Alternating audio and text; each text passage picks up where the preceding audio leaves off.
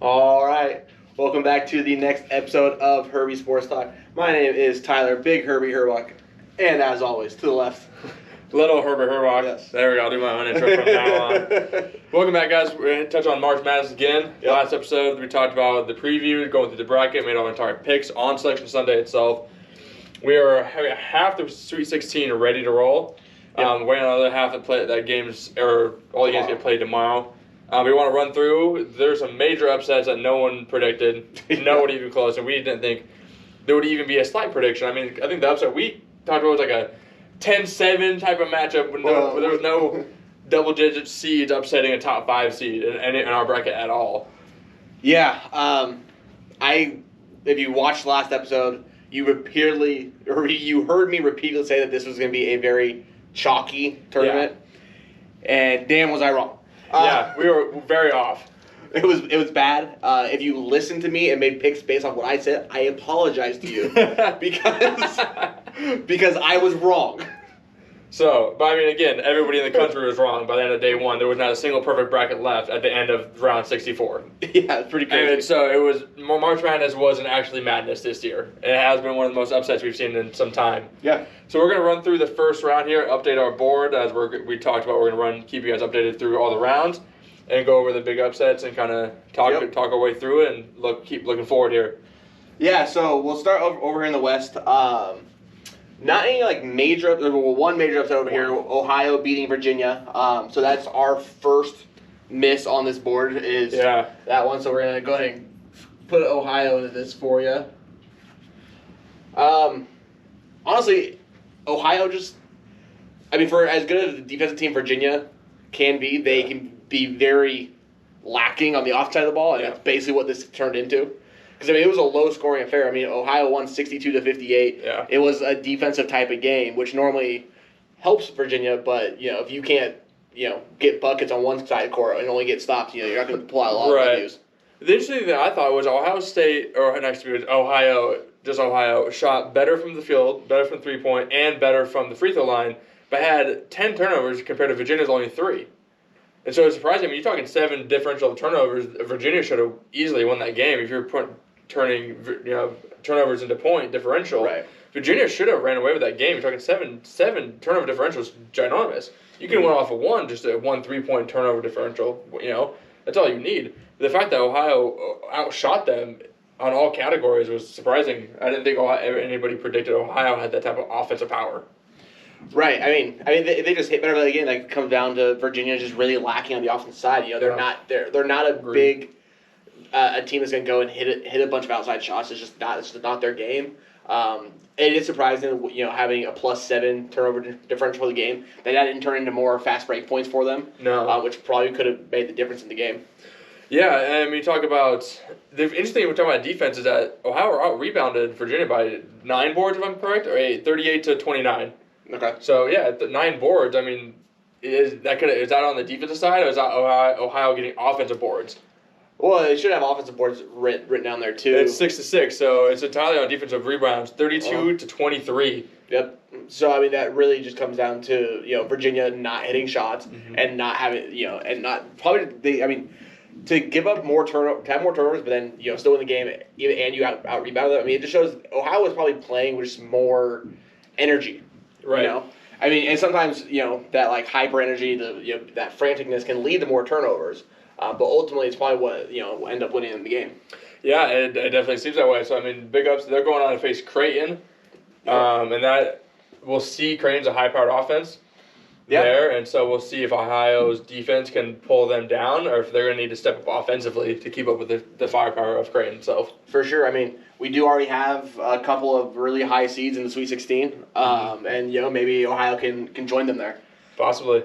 Moving down into the bracket, all the other games we actually got right except for this one here. We had Wichita State winning its playing game and then beating USC, which we were wrong because Drake won the playing game and then USC beat Drake. So we were very wrong there. But again, not really an upset by any means. We were talking about a playing game that had very little implications to the entire bracket and a USC team that nobody had huge hopes for. I think if they got if they would be a surprise Sweet 16 team, or maybe more of a surprise of an Elite 8 team. For sure. I mean, they are going to be playing Kansas in the next round. Yeah. So that'll really put them to the test that way. Yeah. I mean, but USC's a good team. Fun note: the Pac-12 is actually undefeated so far in the tournament, even though the Pac-12 has been down for quite a few years now. Yeah, it has. In terms of just like its basketball, just I don't only sports in general, like men's basketball, football. The Pac-12 has kind of dropped in terms of like the rankings of other conferences. So they are undefeated right now. Obviously, on the back of 2 major wins by Oregon State, which we'll get to here in a moment. Yeah. The other thing we do need to bring up on this side of the bracket, though, excuse me, is that Oregon won by disqualification. Yeah. VCU had multiple positive tests come through for their players, and they were disqualified for that. The interesting thing about this, obviously, there were the 4 replacement teams that were only going to use if a team wasn't going to be able to make it to Indianapolis at all. But these positive tests came after the fact, after VCU was already there. So, but that leads the biggest question that's hanging over this entire tournament. What if this happens again to another school? Yeah, I mean, I think with the scenario of COVID in general, it's going to happen again. I'm going to pretty positively assume that will happen again. The issue is what stage it's going to be at. You're going to have a Final Four game and somebody gets a free ride to the championship game. No one's going to agree with that. Not even teams aren't going to agree with that. All the fans, all the media is not going to agree with that. That's going to be a crap show. And even at that point, you said you had 4 playing teams. If you get to even an Elite 8 game and you're going to push somebody a free ride from the Elite 8 to the Final Four, are you going to take one of those play-in teams that hasn't played in 3 weeks and just, here you go play one of the best seeds? I don't believe so. Again, the play-in games, the replacement teams were only there if to replace a team that couldn't make it to Indianapolis. Okay, so now if we get another team that gets disqualified, that's what's going to happen. They're going to free buy-in. Yeah. See, it's wrong on all accounts that any team should get a free ride into this big of a tournament. The issue is, it's like there's got to be you can't just give a free ride. Round of 64, okay, we understand it's a first thing. You had the play-in teams, but where was their contingency plan? You had it for teams that couldn't make it there, but you didn't have anything back up once you got to Indianapolis. Well, but I mean, what there wouldn't have been a fair way of doing that. Those 4 replacement teams should have been in Indianapolis. They should have been a part of the same protocols as the rest of the 64 teams. Yeah, but I mean, if you're talking about using one of the replacement teams, what if that happens here in the Elite 8? So now that the one of the replacement teams gets to come in and play the Elite 8, even though they didn't play in the first 3 rounds, that doesn't make any sense either. No, but it's more fair than a team getting a free ride to the Elite 8 or to the Final Four or to the championship game. Yeah. It's unfair to the team that hasn't played in 3 weeks to come in and play a team that has been playing consistently and is probably at a higher skilled level than them. But you're talking to the fairness of other teams competing for that championship. They need some type of competition. They can't just have a free week or 3-4 days of non-playing. Right. So the one good thing about this, though, when they did all the tests, when all the teams initially got there were only 9 positive cases out of the more than 1,000 people that got tested. Mm-hmm. Now every team has played a game. They all got tested right before their games. Right. VCU was the only one that disqualified. So that should mean we probably won't actually see this again. If they're all quarantined correctly, then it shouldn't happen again. It should be no issues from here on right. out. I mean, if you're only going from hotel to the bus to the arena and back, that's all you're doing, then we should be good to go. We should be good to go. Again, with COVID and the whole non-symptom positive, false positive testing, you don't know. There's been, whatever it could be 2 weeks of them having non-symptoms, and all of a sudden they have symptoms, and there goes everything. Who knows? So it's frustrating to me that there wasn't some type of replacement or something. And luckily it's around 64. If this happens in the Elite 8 or Final Four type of area where somebody gets a free ride, it's going to be extremely frustrating for everybody. For sure. That'll be a whole different thing to talk about if that happens. Hopefully it won't again, but we hope in my eyes, I think we're probably in the clear for the rest of the tournament. Yeah. Just knowing the protocols that they do have in place. Hopefully. That is up going forward. But yeah, on the west side of the bracket, we only missed 2 games. And neither of them were huge upset games at all. So we started off looking real hot. Mm-hmm. Plus, our Sweet 16 is completely intact in this in this in the West too. Yeah. So. But we're going to jump over to the South here where things start getting a lot more dicey. Yeah. It jumps up pretty quick between the South and the Midwest down here. Yeah, this is where most of the upsets went. The first big one being in the South here in North Texas, upsetting Purdue. Mm-hmm. I mean, the funny thing is Purdue wasn't a very good team coming into it. We even said last week, like, for Purdue being such the well-known name in college basketball, and they were even a perennial power for quite some time, I was like, I don't know, and damn thing about Purdue for this season. Yeah, I mean, they've always produced great big men, great down low, thick bullies type of players. But yeah, they flew under the radar. They came into that 4 seed, and no one had clear expectations of them. Mm-hmm. You know, assuming the 4 seed, they're like, oh, they're probably a good Sweet 16 buy-in type of team. But you really didn't know what to expect. The issue is, I mean, they lost 78-69. North Texas put up a good offensive showing. Purdue put up a really crappy offensive showing. They shot 36% from the field, 30% from three-point, and 71% from the free throw line. Yeah, it's not good. I mean, those are terrible numbers to be around, not including 11 turnovers, and they had 18 fouls. I mean, granted, this game did go to overtime, so the fouls are going to naturally be higher than normal. Uh-huh. It did have the overtime session, and both teams actually had 18. They tied right at 18-18. So it was a physical battle, as it seems. Right. And Purdue won the rebound battle this time around. So maybe that could have been leading to the fouls in general, pushing those boards. But possibly. The one thing you mentioned this one at overtime. We actually had 3 overtime games in the first round this year, which is a lot. I mean, that's.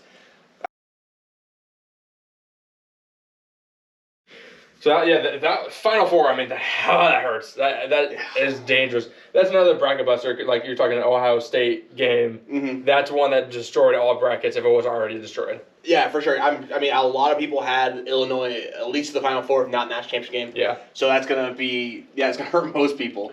Yeah. So let's move to the big Pac-12 we were talking about. Oregon State on a tear. They took down Tennessee. Yeah, they took down Tennessee. Then they turned around and took down Oklahoma State today.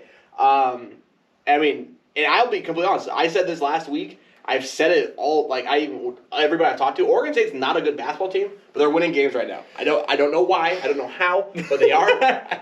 They are not. I don't know why, and I don't know how. So okay, when the season first started, they do the preseason rankings, right? Where the media ranks them. Oregon State was predicted to finish in last place in the Pac-12. They didn't. They finished a little higher. But then they weren't. They were expected to not even come close to winning the Pac-12 tournament, which they did, and they're just on this crazy tear right now. Yeah, they're on. I mean, yeah, they finished the season 18-12. It's not like they had any type of spectacular season. Right. They just got hot in their conference championship tournament, and they just took that and they kept rolling with it. Yeah. It's crazy. It's incredibly crazy. I mean, they beat Tennessee by 14, 70-56, pretty handedly. That was not a game that we were a last-minute type of 3-point differential. So we break this game down here. Tennessee was absolute garbage on the offensive end here, and that's an understatement. 33% from the field, 19% from three, and 75% from the line, which is totally fine. But 16 turnovers or 12 turnovers, 16 fouls. Yeah, I mean, and this is what Tennessee's been all year. There's games where they look like they could be pulling in Oregon State and making it deeper in the tournament. There's times they look at that, and there's other times like this game against Oregon State where they just have zero offense and there's zero continuity within the play. Like, I don't know what happens, but there's certain times that Tennessee just looks terrible, and they chose the worst time to do it.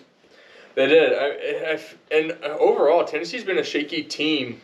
Mm-hmm. For some years. They've always had good talent, and you could expect some wins, but they've never been able to pull it fully together for some years now. Right. And so we'll see what's going on there. But yeah, it's Oregon State on a tear. Let's talk about this. Let's hit the Oklahoma State game while we're at it here. Yeah, absolutely. When we're right next to them. I mean, they started the game off 1 for 11. Not like they start off really bad, disgusting. and then went on a 36-13 run to end out the half, and Oklahoma State did a great job of trying to claw back into it, but every time they got the score close, it was like, they got as close as 3 points at one point, but every time they got to 5, 6, 7 points, Oregon State would would bounce that lead back to 12. Yep. And they were just, they were resilient. That's the best way I can put it. Yeah, entirely resilient. I think you watch that game, they were intense. They were there to play. They didn't care who Oklahoma State was. They didn't care who Tennessee was. They were there to play. Yep. Like I said, they kept their momentum flying. Defensive end, they smoked Oklahoma State. 27% from the field, 27% from 3-point land, and 68% from the line. They shut down Oklahoma State. Yeah, and that game ended up, the second half of that game ended up being really boring because both teams were fouling left and right. Both teams were in the bonus 10 minutes into the second half. Well, so it made the second half of the final 10 minutes of that game took an hour. It took forever to get through this game. Yeah, which is disgusting. There's 56 combined fouls. 56. Oregon State had 24. Oklahoma State had 29. If my math's right, that is 56. Actually, your math is wrong. You said 24 and 29? Yeah. Yeah, that's not 56. Well, anyway, regardless, 50-plus turnovers between two teams is absurd. I don't care if you're a college. That's a high school game. And even that's a shitty high school game. Yeah, that's like a JV game. That would be a freshman game, man. That is horrible. Yeah. But the interesting thing, Oregon State had 20 turnovers. Oklahoma State only had 8. Really? Yeah. They only had 8 turnovers? Man, I was watching the game. I felt like they had a lot of turnovers. But maybe they had... I think Oklahoma State had what I like to call false turnovers, or fake turnovers, which is empty possessions. Come down, you only get one shot up, you miss it, defense rebound, going the other way. You have to still look at those like it's a turnover. It's a wasted possession. You're talking 24 seconds on the shot clock that you could use entirely to set up a good offensive play, or lead to at least a rebound or an open opportunity, and you're wasting 20 seconds of it putting up a quick shot. Yeah, absolutely wasted possession. For a second there, I thought you were just making terminology up here. No, it was a fake turnover, guys. Hear me out here. I thought you were messing with me for a second, but no, I entirely agree with you. Yeah, and I didn't make that up myself. I heard that from Fran Fraschilla, who's a brilliant commentator and was a really good head coach for a long time too. But it's just one of those things you can't go down and get empty possessions back to back to back to back. Yeah. You can't rack those up. You have to look at those like a turnover. Yeah, absolutely agreed. And sticking with the Midwest, a couple more upsets here. Yeah. This bracket sucks over here for us, guys. Yeah, the Midwest got really rough really quick here. San Diego State, Syracuse. We picked San Diego State to go forward. They were a higher seed. They were better on the offensive and defensive side, and they didn't show up. I'm going to tell you now, I'm never underestimating Boheim again. This is I do it every year, and every year he puts this team in the Sweet 16. I swear. Yeah. He's been an 11 seed multiple times now. They actually made the Final Four one year as an 11 seed. As an 11 seed, Jim Boeheim's record is 9-2 as an 11 seed. Goodness. He loves that spot. He loves being the underdog, apparently. Yeah. So, as a breakdown, give you some stats real quick. Syracuse, 78-62 win. Absolutely showed up, went lights out, 55% from the field, 55% from 3-point land, and 85% from the free throw line. They weren't missing. They were out there to play. They had 12 turnovers and 15 fouls. They had a 27-point lead at one point. Their largest lead was 27. That's a lot. They were there to play, and they were all over the place. The interesting thing, San Diego only had 5 turnovers. They weren't making mistakes. They just weren't hitting the shots. Yeah, you said they were only shot 35%. 35 for San Diego, 27 from the 3-point line, and 42% from free throw line. They just offensively were dead. Yeah, you have to make buckets to win the game, right? Yeah. You can't shoot 35% and win almost any game. Yeah. Let alone against a good team. Yeah, Syracuse was not a bad team. They were ranked accordingly. I think 11 was a solid ranking for them. Yeah, for sure. They weren't. They were a fringe team to make the tournament. But it's just what Boeheim does. Yeah. He just knows how to coach this team. He loves the postseason. He gets his team built for the postseason. Yeah. So they're all, if they can make it in, they're dangerous. Period. They're dangerous, and that legendary zone defense. Yeah. We've known it for a decade.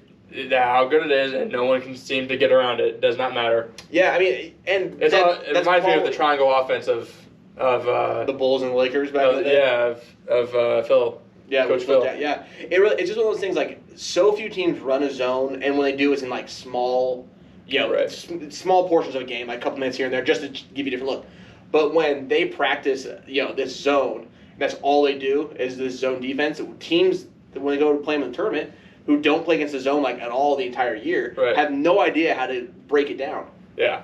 Yeah, I mean, you got to do, in my opinion, and break it down and a lot of passes. You got to get somebody into the high post, get a big man that can pass, and if you don't have a big man that can pass, you need a point guard that has good ball handles to break it down. Right. He needs to pull out some old school 21 on the blacktop type of moves and get somebody open and keep moving the ball. For sure. I mean, yeah, you absolutely have to get someone right into the free throw area. That's kind of where the weak point is, and you have the entire half court to be able to open up to you that way. Yeah. And you have to be able to hit threes. That's the other thing too. You'll end up getting a lot of open threes against this zone, but if you don't hit them, it doesn't matter. Yeah.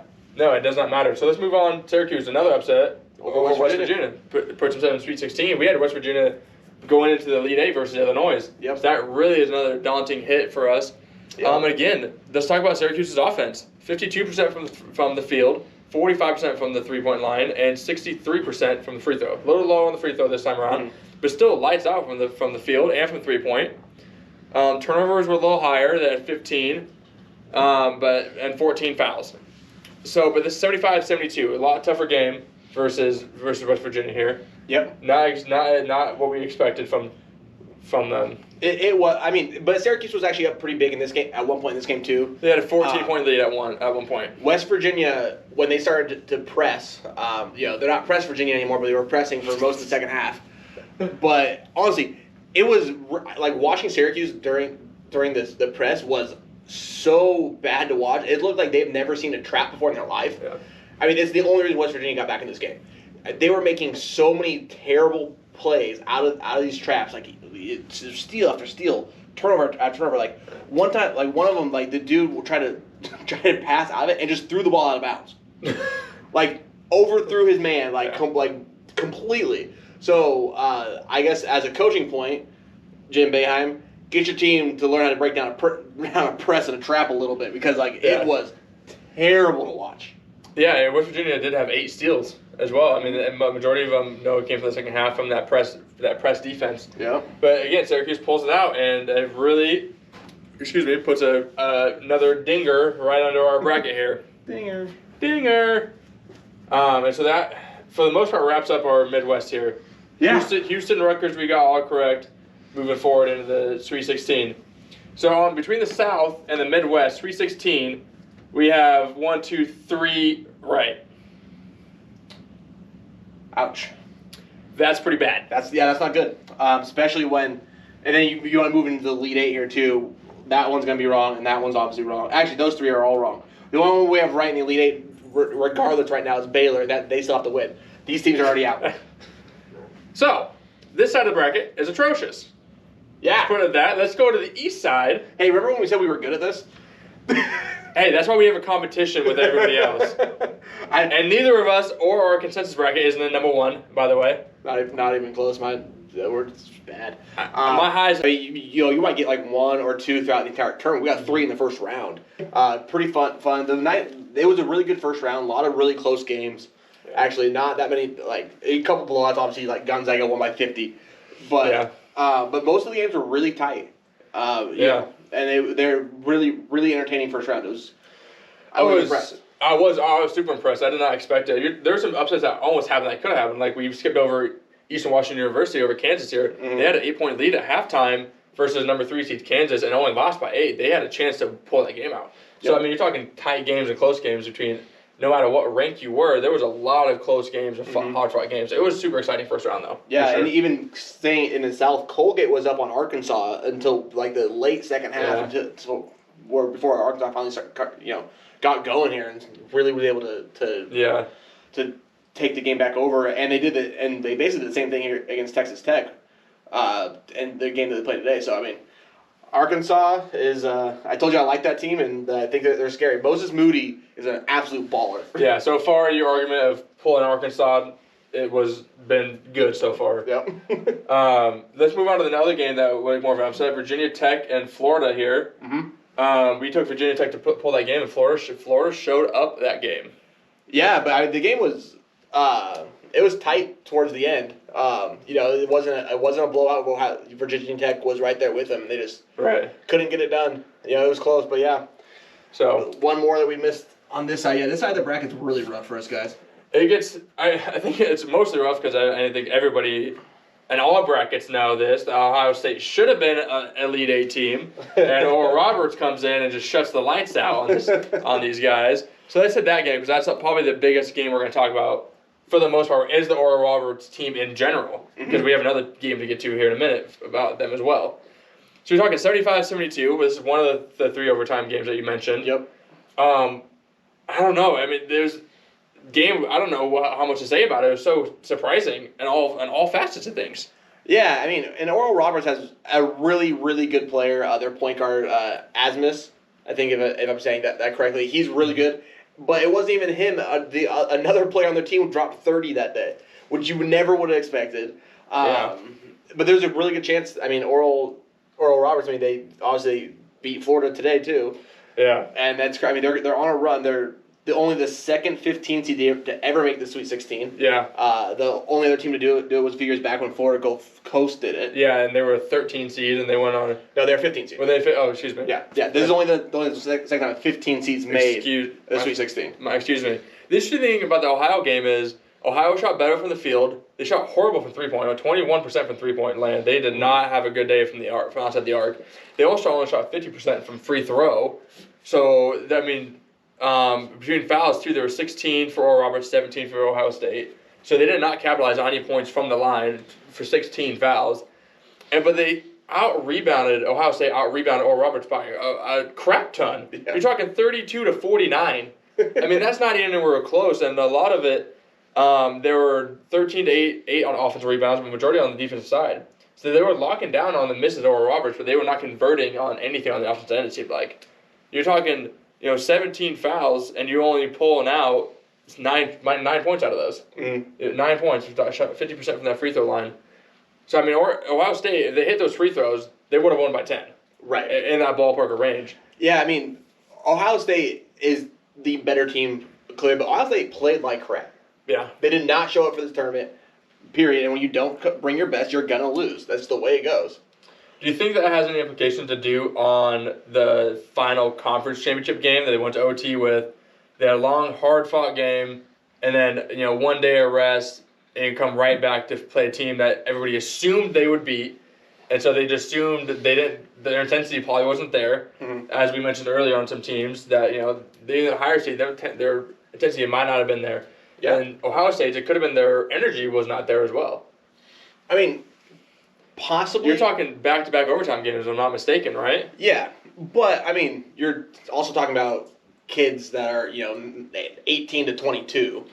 Yeah, and they're physical specimens of prime. Yeah, and not to mention you also had almost a full week between games here. They played... Yeah. I mean, the Oral Roberts game was on Friday. Their overtime game against Illinois in the Big Ten Championship was on Sunday. So, yeah, they had a full week, but that full week is also traveling to Minneapolis, getting quarantined, getting tested. Mm-hmm. I mean, you're talking, that's a whole ordeal by itself, a mental toughness to go through. It could be. I mean, they certainly, I don't know if it was necessarily physically. I think they probably were just more of a mental fatigue. Right. And just overlooked Oral Roberts. They're like, we got this one in the bag, it's too easy, Yeah. But in the tournament, anything can happen, and when you overlook a team, that's what, you're going to get beat. Even for, we finally saw a 16 seed beat a 1 a couple years ago. That's true. Virginia overlooked their opponent. You can't do that in the tournament. You got to bring your A game every game. Every single game. Yeah, it's a dangerous team. So that's how we started. So right now we've missed 1, 2, 3, 4, 5 games through the round of 64. Which really isn't bad, but some of the games are teams that we had moving quite far into the bracket. Right. So that wraps up the first west and south side of the regions here of how we're looking at round 64. For the first round. Yeah. You want to go? Let's go ahead and just stay in the second round. Let's stay in the south and go to the second round here, since just to move forward a little bit. So we do have Villanova, they did beat North Texas today. Yep. So they're moving forward. That's what we got wrong. We had Purdue making it to the Sweet 16 in our bracket.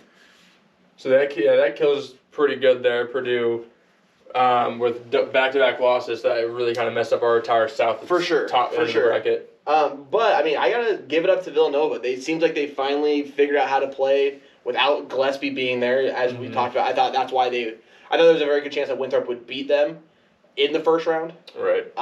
In my personal bracket, I did choose that upset. Yeah. I did choose Winthrop, and I was wrong. Villanova's starting to be the Villanova team we expected at the beginning of the year. They're starting to play a little better. So we'll see what happens. This game they're going to have going on with Baylor next weekend is going to be really fun to watch. Yep. That's going to be an exciting game. I think that's going to be high scoring output there. Mm-hmm. It's going to be high scoring, just energy. I'm excited to watch that game.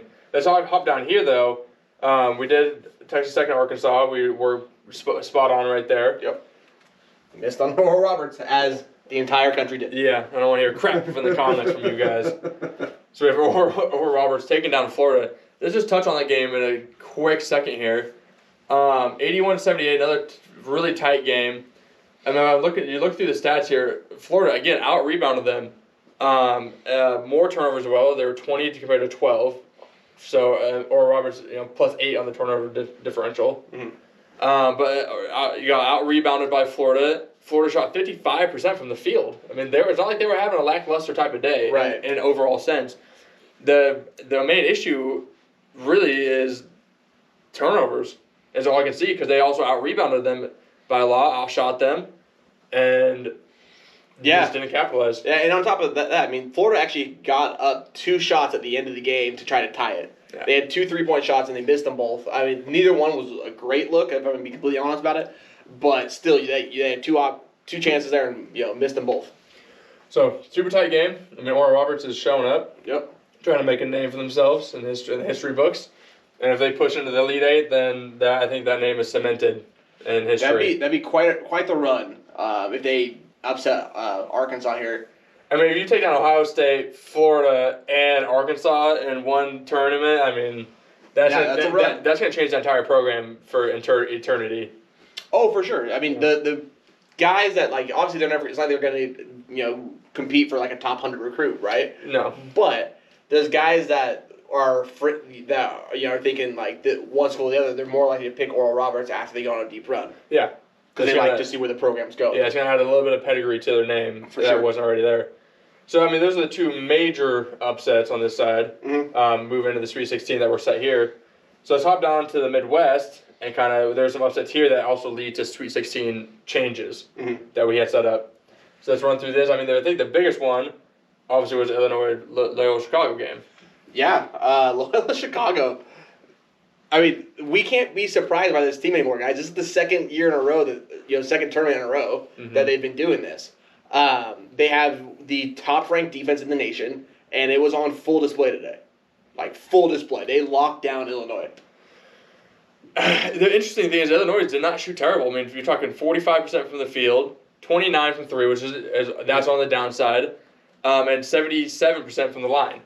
Yeah, not bad. And so it's really not a bad day, but you're talking lockdown on defense, 17 turnovers and 18 fouls. Yep. And that's where they came in. It looks like Chicago, they themselves had 11 turnovers by themselves, but they capitalized on that plus-6 differential. Oh, yeah, you're talking a 58-71 score line. That's not like the other games we're talking, like the Florida game that was close in score, but turnover differential and stuff like that. Mm-hmm. They capitalized on every one of those turnovers. I mean, they won, I would say, handedly. It wasn't.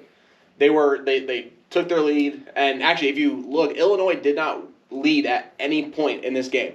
No, they didn't. Loyola took the first bucket of the game, and they never let up lead after that. It's pretty impressive.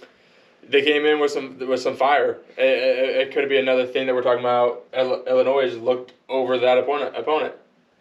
I mean, Chicago's an 8 seed. It's not like they're a 15, 16 seed like previously, but still. This is one of the worst underseeded teams in this tournament.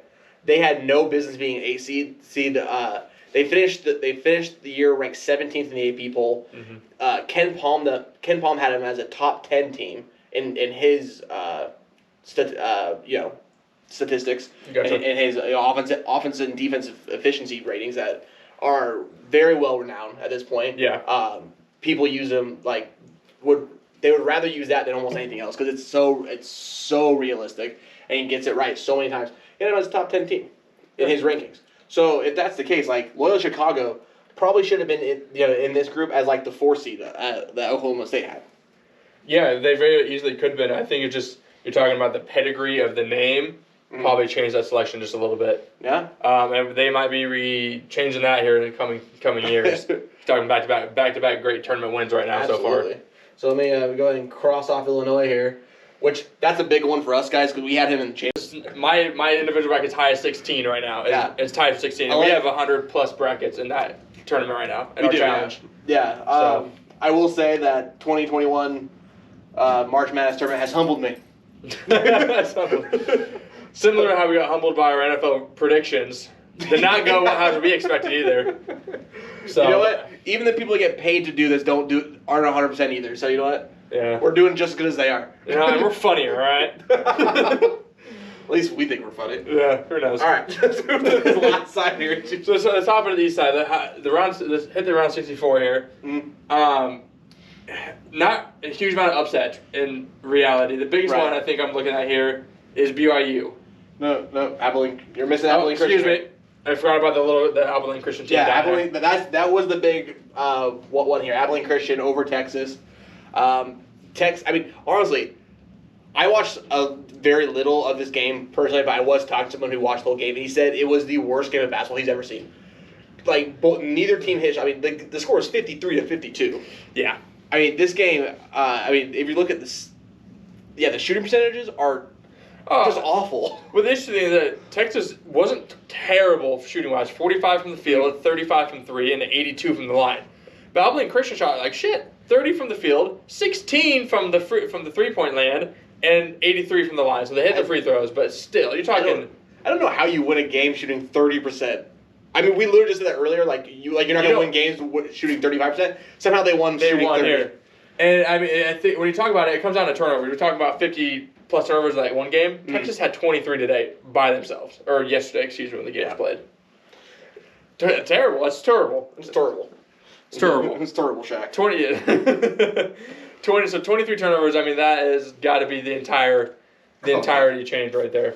Absolutely. And we're talking Abilene Christian only had 11. So a +12 differential. You should win that game. The fact they only won by 1 probably is a real testament that Abilene Christian is not that great of a team. Yeah. Texas played that complete garbage. Right, and they're going to be going in and playing UCLA, right? Yes. They're going to play UCLA. That was the upset I was talking about. We had BYU actually hitting the Sweet 16. Yeah, we were a little higher on BYU than everyone else, and we were wrong. And we were wrong. So UCLA won their playing game versus Michigan State, and then UCLA went on to beat BYU, and will face Abilene Christian in round 2 here. That will be played tomorrow night. Yeah, tomorrow. This side of the bracket all get their second round games in tomorrow. Should be so we'll have another whole Sweet 16 to go over next week. Yeah, but I mean, this side looks so much better than that side. It does. You're talking. We have 4 mistakes between the West and the East here right now so far.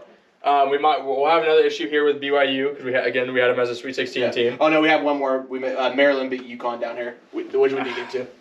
So I was trying to look better than I really was. Okay, but again, that was a 10 versus a 7 seed. It wasn't a upset by any means. Right. It could have been a toss-up game for a majority of brackets. For sure. I thought UConn would have won that game just because James Bouknight. You're talking about the senior guard, correct? Yeah. Yeah. He's a stud of a player, and a lot of times, your senior guards win you tournament games. Mm-hmm. They dictate the flow. They do a lot of things. He had probably the coolest move of the tournament so far, though. In this, he was driving and got tripped up, but somehow was able to keep his dribble, and he rolled on the floor, kept his dribble, kept going. Yep. He definitely pulled out a street ball move by accident. Yeah. But probably the coolest move of the tournament so far. Yeah, great showcase of skills keeping a dribble alive. That's for sure. Yep. Pulling out the good old hand drill. I do want to bring up this Colorado Georgetown game though. Oh man. So a lot of people expected Georgetown to win. They're on tear. We both said we didn't like this Colorado team's too good. Mm-hmm. And they got blown out. Oh my! I mean, Colorado won by I think 25. Oh, we're gonna jump. It's 73-96. So whatever the math is, I'm not doing it this time. They got blown out. Yeah, so 23 points, and it wasn't close at all for the entire game. Not even close. On Selection Sunday, in our Selection Sunday show or episode, as they were announcing teams, right then and there, the broadcaster was like, "Oh, I think I'm gonna take Georgetown on the episode on this one." Mm-hmm. Instantly, we were like, "Are you guys out of your damn mind?" I don't know who else took them, but there was no reason for them to take them in this game. I don't get it. I think it was a couple things. One, it was the nostalgia having Georgetown back in the tournament because it's been a while since we've seen it. You know, Patrick Ewing's the head coach there, and people want to see that. Plus, and they went on a good run to win their conference tourney. Yeah, but they ran into a powerhouse at Purdue. Listen to Colorado. This. Excuse me, their colors really confuse me here. Excuse me, Colorado. Yes, 60% from the field, 64% from the 3-point land, and 85% from the free throw line. So they don't miss. They do not. At least miss. not in that game. At least not in that game. It could have been the fact that Georgetown defense wasn't great. They were pretty atrocious on their side of the ball here. Yeah. But the funny thing is, I mean, turnovers 12-12, fouls 16-17. You're talking the biggest thing is that Colorado was getting buckets. Yeah. They got buckets. And Georgetown didn't. That's the name of the game, right? If you want to put basketball to a one-word sentence, get buckets. For sure. Yeah, absolutely. But yeah, so this side, it looks pretty good right now. Yeah. Our entire Sweet 16 is actually, except for BYU, is intact on this side. So we're 7 for 8 possible over here. This could save us, guys. This could save us. It could save us. It could absolutely save us. Hey, as long as we get the Gonzaga winning the tourney, that's all that matters, right? Oh yeah, I don't care. We could get every other game wrong except for Gonzaga winning it, and I'd be happy. Yeah. Because it's our time. It's our time. This guy right here wearing this T-shirt. But a funny thing, we are hometown Zags fans, so we were watching the game, and we were watching Purdue. I remember the team, but we were looking at 4 different teams. We pulled up the points on them. They were all midway through the second half, and they were 40 points, 50 points. I'm like, what is all these low-scoring affairs? That's terrible. I was like, Gonzaga's going to come in. I was telling Tyler, Gonzaga's going to come in here, and they're going to put up 95. And Tyler's like, they're not going to put up 95. Probably 80 for sure. Yeah. I'm like, and then it's 10 minutes left in the second half. And we pulled the starters. And they're at 69 points. We pulled the starters like Tyler. They're hitting 95. They might even hit 100. And they hit 98. Yeah. Okay, when they pulled the starters, okay, there was no way we're getting 95. But they did. And they even extended the lead with the backups in. Yeah, so absolutely disgusting. Gonzaga is going against Creighton. We'll potentially get to Creighton if Creighton can beat Ohio. But we had the matchup versus Creighton in the Sweet 16. Yep. Which I'm excited for that because I really hope that's going to be a high-flying, point-wise affair. It very well could be. So that'll be definitely fun to watch. Yeah. So that actually kind of does it for our this first round. We're filming this Sunday night, so there is, like we said, there's still one more day of round 2 to happen. That happens tomorrow, and so we'll be able to refill us out. Going to our challenge on the ESPN app. Right now, one of our buddies is actually in the lead. His name is Justin Dreer. He goes by Juice. And Juice. His bracket, Juice Stain 10, is winning right now. But, so he has 330 points, 10 more points than the next person, so that's one game. But his max points is only 730 points because he has Ohio State winning the whole thing. So he won't be staying there long. No, yeah. Once we get to the Elite 8, the Final 16, his points will drop dramatically because of that Ohio State. Mm-hmm. He is significantly lower on the max points than anybody else in the top 20. Yeah. So we're curious to see how this goes. We've seen the leaders in our challenge change every other hour. 2 hours ago, this guy there was a different leader compared to Justin here. Yeah. As of right now, just to kind of preview forward here, the guy who's in second place, Big Boy, Owls fan 954, whoever that is, thank you for joining. Yeah. He is in second place, one game off, but he has a 1720 max points, which is by one of far the highest. Yeah, actually I think it's the biggest one we have left in the group. So he's sitting pretty right now. Yeah, he's sitting super pretty. I know personally on my individual bracket, I'm tied at number 16 with multiple other brackets, and I'm at 1450 max points. Yeah. Our consensus was at tied at 28, and we're at 1,300. My personal bracket is at 46th. Yeah, Tyler's having a rough go. I think he took some bigger chances on his personal bracket. But I mean, I do want to say thank you guys for everybody who joined it. I mean, Yeah. I honestly, when we started this, I was like, this would be a great idea to see what happens with it. But in reality, I mean, we expected like 10 people to join, and they're all going to be our friends. They're all people that we all personally know. But the fact is that we got 100+ brackets, and majority of them, we got our close 10, 12-ish people that joined. Right. But majority of them are guys we don't know. Yeah. Either the followers from YouTube or Twitter or Instagram. Yep. We've been putting out tons of posts. I put out a thank you post to everybody a couple days ago. So it's been awesome to see, and hopefully we can, as more events come up and things like that, we can could hopefully try to continue to do these kind of challenges with the community. Yeah, absolutely. I mean, we love to be able to have this kind of interaction. It's fun for us. Yeah. And plus, it lets us be able to actually kind of reach out and talk to you guys too. So it's been a good time. It's been a really fun just first weekend. We got a couple more weeks of doing this. So we do. We got some things to look forward to for sure. Yeah, we'll be back next weekend with 29th and 30th will be the Elite 8 games. Yep. So next recording, we should have part of the Final Four completed. If I'm not mistaken, we'll know a couple of the teams in the Final Four. Yeah, because by the next time we record the Sweet 16, we'll probably let the Sweet 16 play out before we record again. And we'll probably end up having the first day of the Elite 8 games play. So you're right. I think we will have half of the Final Four set next time we record, so we'll have a lot to go over that. We'll have a lot to go over. It'll be a ridiculous amount of changes at that point in time. Yep. And we'll see if anything gets tighter. It looks a little bit better in here. Get a little less red on the board, hopefully. Yeah, I mean, we're good over here so far, kind of. Yeah, this side of the bracket just go away. It never happened. Right. So anyways, that's all we got for you guys today. We'll be back next weekend with more March Madness updates, and then we'll have an episode of other updates as well, just other sporting news. Yeah, I mean, we can't focus only on it, so there's other things happening in sports too, so we'll talk about that. We'll talk to you guys next week. As always, make sure to hit us up at Herbie Sports Talk on Instagram and Twitter, and then obviously comment on our YouTube videos. Yep, we'll be here to do it. Well, guys, I'll see you guys next weekend. Have a good week. Peace out.